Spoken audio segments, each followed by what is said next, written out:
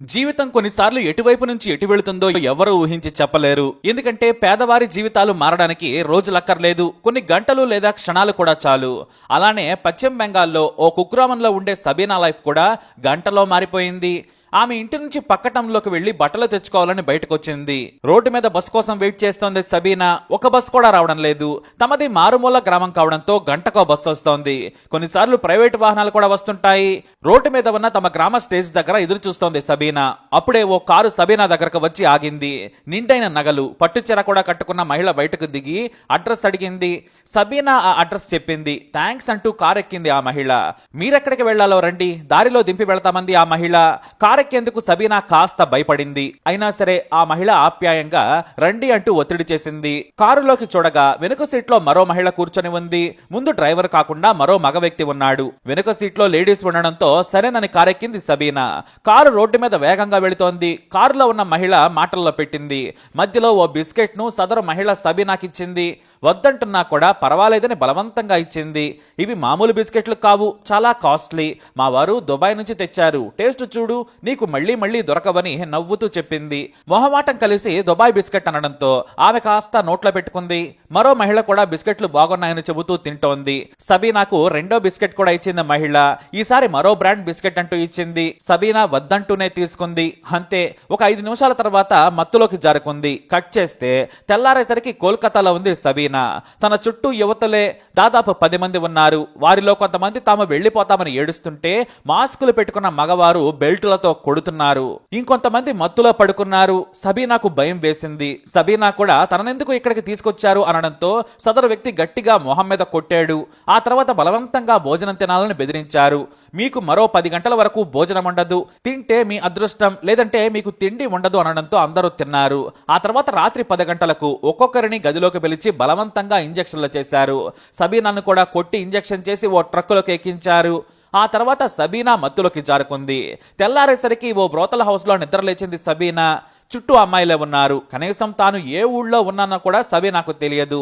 అందరినీ స్నానాలు చేయమని కొత్త బట్టలు ఇచ్చారు. మీరంతా ఇప్పుడు వ్యభిచారం చేయాలి, కాదు కూడదు అంటే చంపేస్తామని సింపుల్ గా బెదిరించారు. ఇక సబీనా కూడా భయంతో ప్రాణాలు కాపాడుకునేందుకు వ్యభిచారంలోకి దిగింది. కాదన్న వారికి చిత్రహింసలు పెట్టి చీకటి గదిలో వేసి కొడుతూ ఉండడంతో భయంతో వణికిపోయింది సబీనా. మీరు చేసిన పనికి మీకు నెలవారీగా కొంత సొమ్మిస్తామని కూడా చెప్పారు. మొదట బెట్టు చేయడంతో బ్రోతలు నడిపే మహిళలు కూడా సబీనాను ఇష్టవచ్చినట్టుగా కొట్టేవారు. సరిగ్గా నెల తర్వాత సబీనా కూడా కామ్ గా ఉండిపోయింది. ఆమె కోసమే ఎక్కువగా వచ్చేవారు యువకులు. ఆ నరకం నుంచి బయటపడేందుకు ప్రయత్నం చేసినా వీలు పడేది కాదు. గేటు దాటి ఎవరూ బయటకు రాకుండా సీల్ చేశారు. మగవారు మాత్రమే లోనికి వస్తారు, బయటకు వెళతారు. కేవలం బాల్కనీ, కిటికీల నుంచే బయటకు చూడాలి. అలా 6 నెలలు సబీనాకు నరక కోపంలో గడిచిపోయింది. ఆత్మహత్య చేసుకుందామని ప్రతిరోజు ఆలోచించేది. కానీ తన తల్లి, సోదరుడు, చెల్లి, తండ్రి ప్రేమ గుర్తుకొచ్చేది. అలా ఆగిపోయేది. నా కోసం ఖచ్చితంగా మా నాన్న వస్తారు, మా తమ్ముడు వెతుకుతాడని ఎక్కడో ఆమెకు ఆశ ఉండేది. కానీ స్థానికంగా మిస్సింగ్ కంప్లైంట్ ఇచ్చి సబీనా తల్లిదండ్రులు వెతికారు. ఎక్కడా దొరకలేదు. ఎక్కడో పశ్చిమ బెంగాల్లోని గ్రామం, కానీ ఎక్కడ మేరట్, బయటపడే ఛాన్సే లేదు. సబీనాకు తాను మేరట్లో ఉన్నానని ఓ విటుడు చెబితే గానీ తెలిసింది.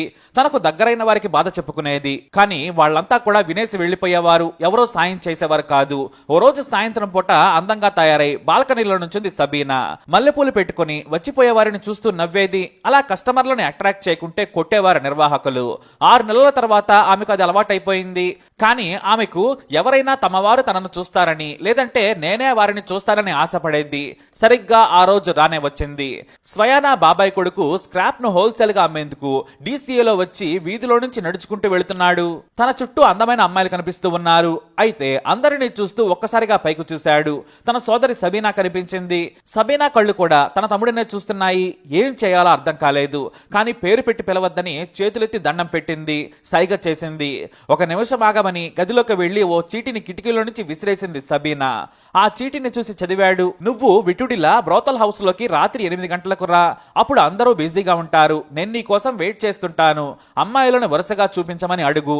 నువ్వు నన్ను సెలెక్ట్ చేసుకోమని చీటీలో రాసింది సబీనా. దీంతో ఆమె సోదరుడు ఒక్కసారిగా షాక్ అయ్యాడు. అక్క దగ్గరకు విటుడిగా వెళ్లాలని బాధపడ్డాడు. కానీ కష్టాల్లో ఉందని అర్థం చేసుకున్నాడు. 6 నెలల నుంచి తాము వెతుకుతున్నా కనిపించలేదు. బ్రోతల్ హౌస్ లో ఇంట్లో ఉందంటే ఏదో చేసి తీసుకొచ్చి ఉంటారని అనుకున్నాడు.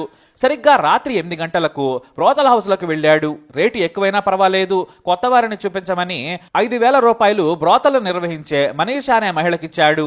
చప్పట్లు కొట్టి పిలవగానే 10 మంది వరుసగా నిలబడ్డారు. ఈ 5,000 కేవలం 2 గంటలకు మాత్రమేనని చెప్పింది మనీషా. సరేనన్నాడు సబీనా తమ్ముడు. ఒకేసారి సబీనా పేరు చెప్పకుండా, అనుమానం రాకుండా అందరినీ కలియ చూశాడు. చివరకు సబీనా కావాలని చెప్పడంతో తీసుకెళ్లమని సబీనాకు చెప్పింది మనీషా. సబీనా నవ్వుతూ తన తమ్ముడిని గదిలోకి ఆహ్వానించింది. లోనికి వెళ్ళగానే గది గడియ పెట్టుకుంది సబీనా. తమ్ముడిని గట్టిగా పట్టుకుని ఏడ్చింది. ఇంటి దగ్గర అంతా ఎలా ఉన్నారని అడిగింది. నన్ను ఎలాగైనా ఇక్కడ నుంచి తీసుకెళ్లమని తమ్ముడికి దండం పెట్టింది. అసలు ఎలా ఎక్కడ చిక్కుకుందో మొత్తం తన కథను చెప్పి ఏడ్చింది. ఆ మాటలు మొత్తం తన ఫోన్లో రికార్డు చేసుకున్నాడు. చివరకు 2 గంటల తర్వాత అలిసిపోయినట్లు బయటకు వచ్చాడు. అయితే సబీనా ఒకటే ఒక మాట చెప్పింది. లోకల్ పోలీస్ స్టేషన్లో చెప్పినా ఎవరో పట్టించుకోరు. పోలీసులే బ్రోతల వారికి ఫోన్ చేసి నా గురించి నీ గురించి మళ్ళీ చెబుతారు. అదే జరిగితే నన్ను వేరే చోటుకి తరలిస్తారు, జాగ్రత్త అని చెప్పింది. ఆ మాటలు విన్న తమ్ముడు నా ప్రాణం పెట్టైనా సరే నిన్నే కాదు నీ తోటి వారిని కూడా విడిపిస్తానని హామీ ఇచ్చి బయటకు భయపడుతూనే వెళ్లిపోయాడు సబీనా తమ్ముడు. బయటకు వచ్చిన తర్వాత ఏం చేయాలో పాల్పోలేదు. వెంటనే తన సోదరి కనిపించిందని ఇంటికి ఫోన్ చేసి చెప్పాడు. కానీ వాళ్ళు నమ్మలేదు. బ్రోతల్ హౌస్ లో ఉందని ఆశ్చర్యపోయి నమ్మలేకుండా ఉన్నారు. పైగా గ్రామంలో తెలిస్తే పరువు పోతుందని ఎలాగైనా తీసుకురామని చెప్పారు. తాము కూడా వస్తామన్నారు. మీరు రాకండి, నేను పోలీసుల దగ్గరకు వెళుతున్నాను, చెప్పినప్పుడు రావాలని చెప్పాడు. చాలా వ్యూహాత్మకంగా డైరెక్ట్ గా మేరట్ ఎస్ఎస్పీ ఆఫీస్ కి వెళ్ళాడు సబీనా తమ్ముడు. అక్కడ ఎస్పీని కలవకుండా కొంతమంది అడ్డుకున్నా కూడా తన బాధను చెప్పి రిక్వెస్ట్ చేశాడు. దీంతో ఎస్పీ దగ్గరకు పంపించారు సెక్యూరిటీ సిబ్బంది. ఎస్పీ మంజిల్ సైని దహాల్ ను కలిసి తాను రికార్డ్ చేసిన వీడియోను చూపించాడు. నా సోదరిని ఆమెతో పాటున్న కొంతమందిని విడిపించాలని వేడుకున్నాడు. బలవంతంగా తీసుకొచ్చారని, మా సోదరి కోసం మా వారంతా వెతుకుతున్నారని చెప్పాడు. అయితే నిమిషం కూడా ఆలస్యం చేయకుండా కింది స్థాయి సిబ్బందిని నమ్మకుండా తానే రంగంలోకి దిగారు. పోలీస్ టీంతో కలిసి యాంటీ హ్యూమన్ ట్రాఫికింగ్ బ్రాంచ్ సిబ్బందిని కూడా పిలిపించారు. దాదాపు 25 మంది పోలీసులు బ్రోతలపై దాడి చేసి అందరినీ విడిపించారు. అయితే ఆంధ్రప్రదేశ్ కు చెందిన ఓ మహిళ కూడా తన 3 ఏళ్ల కూతురును పోలీసులకు చూపించి బోరణ విలపించింది. బలవంతంగా కొట్టి తీసుకొచ్చారు. 4 రోజుల పాటు మత్తులో పడుకోబెట్టారని ఏడ్చింది. ఒడిశా, ఏపీ, తెలంగాణ, పశ్చిమ బెంగాల్, బీహార్ నుంచి అమ్మాయిలను కిడ్నాప్ చేసి హ్యూమన్ ట్రాఫికింగ్ చేస్తున్నారని విచారణలో గుర్తించారు అధికారులు. బ్రోతలు నిర్వహిస్తున్న మనీషా మీనాలను అరెస్టు చేశారు. వారికి సాయంగా ఉన్న స్థానిక రౌడీ షీటర్లపై కూడా కేసులు పెట్టి అరెస్టు చేశారు. సబీనా బయటకు రాగానే తన తమ్ముడిని అందరికీ పరిచయం చేసింది. మమ్మల్ని రక్షించినందుకు థ్యాంక్స్ అంటూ అతని మీద పడి ఏడ్చారు. పోలీసులు వారందరి కుటుంబాలకు ఫోన్ చేశారు. సబీనా గొంతు వినే వరకు కూడా తండ్రి నమ్మలేకపోయాడు. సబీనా తల్లిదండ్రులు వచ్చే వరకు ఆమెను సోదరుడికి కూడా అప్పగించలేదు పోలీసులు.